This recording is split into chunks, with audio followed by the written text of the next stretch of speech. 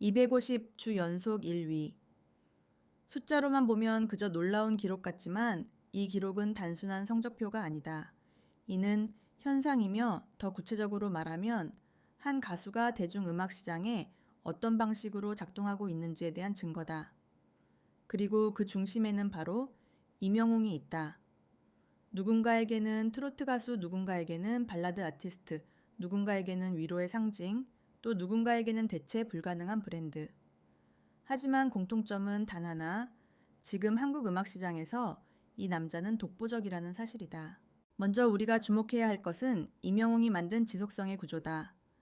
대부분의 가수는 신곡을 발표할 때마다 관심이 집중된다. 이때 판매량이 올라가고 차트 성적이 상승하며 이후 다시 하락하는 패턴을 보여준다. 그렇지만 임영웅은 신곡 유무와 관계없이 꾸준히 차트를 지배한다. 신곡이 없는 기간에도, 공연이 없는 기간에도, 방송이 없는 기간에도 그의 음악은 꾸준히 소비되고 스며든다. 이 패턴은 지금의 음악 시장에서는 보기 극히 드문 형태다. 왜 이런 현상이 생겼을까? 전문가들은 세 가지 요인을 꼽는다. 첫 번째는 감성의 일관성이다. 요즘 음악 시장은 다채롭고 빠르게 변한다. 장르가 파편화되고 소비 방식이 짧아지고 청취 속도 또한 빨라졌다. 하지만 그 속에서 임영웅의 음악은 정서적 안정감을 제공하는 거의 유일한 콘텐츠다. 그의 곡은 노래라기 이전에 감정의 통로에 가깝다. 보통의 사람, 사랑의 시작과 끝, 상처의 회복, 숨겨진 진심, 말하지 못한 위로 같은 감정 코드가 중심에 있고 이는 세대를 뛰어넘어 작동한다. 두 번째는 팬덤 구조다. 임영웅의 팬덤은 단순히 좋아하는 팬이 아니라 지지하는 팬의 성격을 갖고 있다. 즉 소비가 감정 투표이자 지지 행위다. 이는 K-팝 팬덤에서 흔히 나타나는 현상이지만 트로트 기반 아티스트에게서 이 정도 수준으로 나타나는 것은 처음이다. 이 구조는 흔히 말하는 팬덤 경제 모델을 넘어 정동 소비 모델로 불린다. 다시 말해 팬들은 앨범 영상 공연 굿즈 차트, 플랫폼 등에서 일관된 지지 행동을 이어간다. 세 번째는 브랜드 확장성이다. 임영웅은 단순한 장르 가수가 아니다. 그는 자신의 이름을 콘텐츠 플랫폼으로 만든 몇 안 되는 아티스트다. 음악으로부터 드라마틱한 확장이 일어난다. 콘서트 브랜드 협업 예능 콘텐츠 브이로그, 다큐멘터리 광고, 공익 홍보, 심지어 팬들의 일상 속 문화 활동까지. 이러한 확장은 브랜드 충성도를 높이며 각 플랫폼에서 지수가 누적되고 증폭되는 결과를 낳는다. 그런데 이 현상의 더 흥미로운 지점은 이 모든 것이 한순간에 만들어진 것이 아니라 조용히 그리고 꾸준히 쌓였다는 점이다. 임영웅은 미디어에서 과하게 소모되지 않았고 불필요한 노출도 하지 않았다. 그 대신 그는 콘텐츠와 무대로 이야기했다. 자신의 노래를 자신의 방식으로 전달했고 시간과 함께 설득했다. 이 과정은 속도가 느리지만 강하고 견고하다. 팬덤이 흔들리지 않는 이유도 바로 여기에 있다. 250주 연속 1위라는 기록은 단순히 많은 팬이 있다는 의미 이상의 것이다.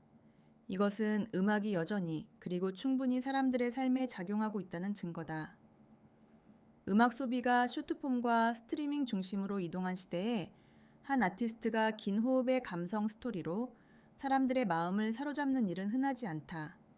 하지만 임영웅은 이 흐름을 역행하지 않고 오히려 확장했다. 그럼 이제 질문은 하나로 좁혀진다.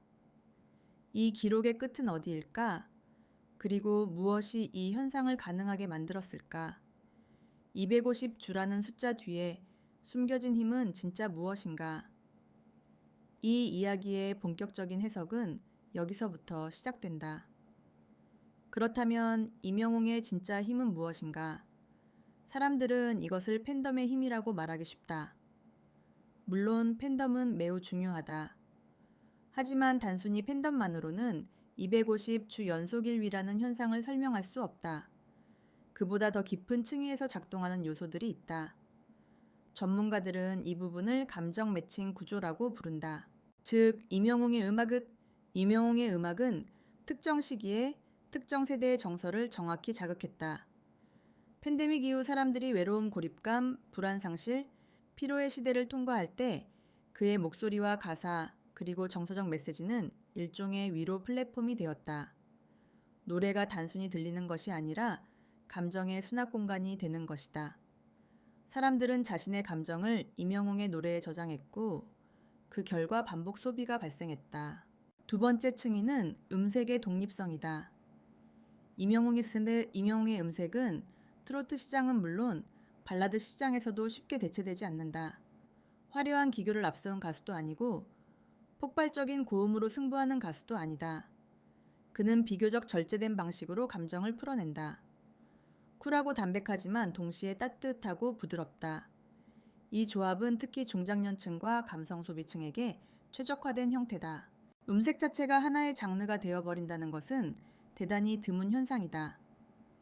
임영웅의 음색을 모방하는 가수는 존재할 수 있지만 대체는 불가능하다. 이것이 바로 브랜드 효과다. 세 번째 층위는 콘텐츠 운영 방식이다. 대부분의 가수가 차트를 1위로 만들기 위해서는 방송 홍보 예능 앨범 프로모션 같은 연동 시스템이 필요하다. 그러나 임영웅은 미디어 주도형이 아니라 콘텐츠자가 생성형 아티스트다. 그는 스스로 콘텐츠를 만들고 팬들은 스스로 소비를 조직하고 플랫폼은 자연스럽게 그 흐름을 따라간다. 다시 말해 소비 흐름이 밀어붙이는 형태가 아니라 끌어당기는 형태다. 이 모델은 훨씬 더 오래 버틴다. 네 번째 층위는 오프라인의 힘이다. 임영웅의 콘서트는 단순한 공연이 아니다. 팬들에게는 일종의 행사 의식 경험 플랫폼이다. 공연이 끝나면 소비는 종료되지 않는다. 2차 소비가 이어진다. 영상 소비, 음원 재소비, 굿즈, 소비 SNS 기록, 커뮤니티 활동, 지역별 응집 등이 차트에 반영되는 구조를 강화한다. 이 구조는 많은 K-팝 팬덤이 사용하는 구조이지만 트로트 기반에서 이 정도로 확장된 것은 거의 처음이다. 마지막으로 중요한 요소는 팬덤의 평균 연령대다.